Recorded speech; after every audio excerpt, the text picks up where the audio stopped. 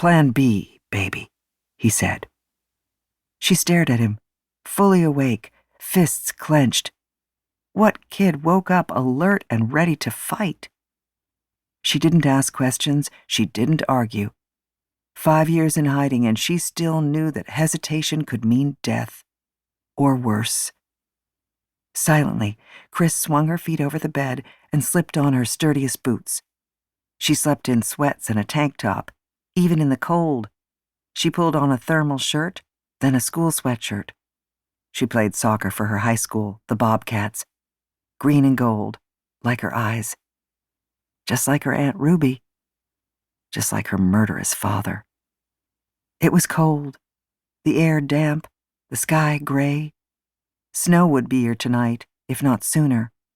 But if Plan B worked, they'd be sequestered in a remote cabin no one knew about, more than 300 miles from Big Sky, with enough food and wood to last them all winter if necessary, until they could disappear again. Confident that Chris knew what to do, Tony went to saddle the horses. As soon as Tony didn't show up for work this morning, the men would report to Boyd. Tony wondered why Boyd hadn't shown up here already. Certainly if he had men in town, he knew where Tony lived. Except Boyd wouldn't want the kids to see him kill Tony.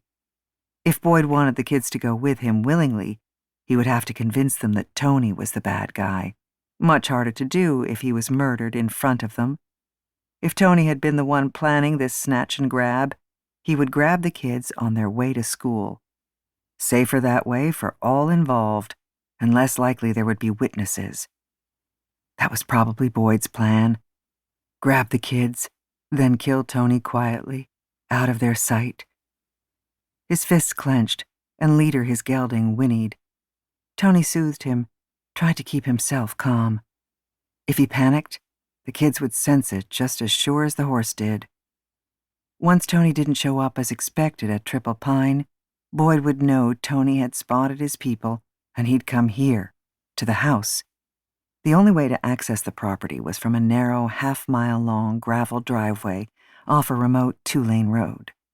In the 5 years Tony had lived in Big Sky, he'd learned every trail and path that cars couldn't travel, even more important when dealing with a city boy like Boyd and his crew. Now he had to use that advantage to maximum effect. Stay and fight. He wanted to.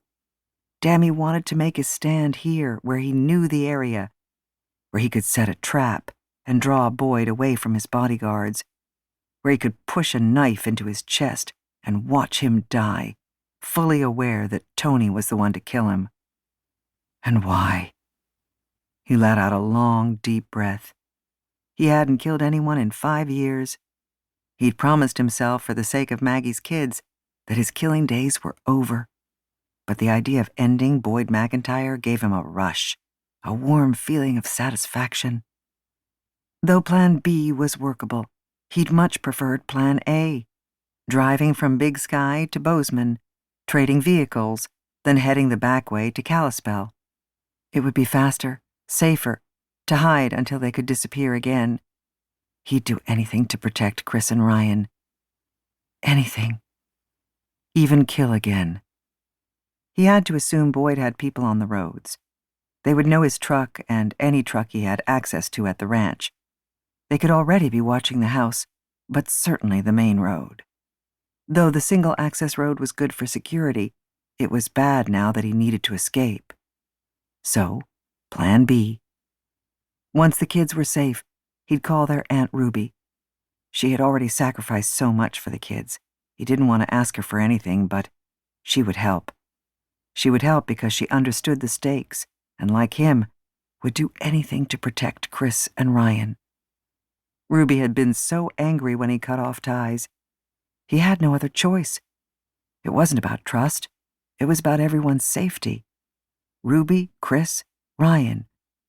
Even if Ruby never consciously told Boyd or Frankie where he'd taken the kids, she might slip up. They'd killed her fiancé, Trevor, who had attempted to help. His murder was a warning. To him, to Ruby, to anyone who tried to stop the McIntyre organization. To keep listening to this audiobook, I've left you a link in the description so you can do it, at no cost thanks to Audible's 30-day free trial.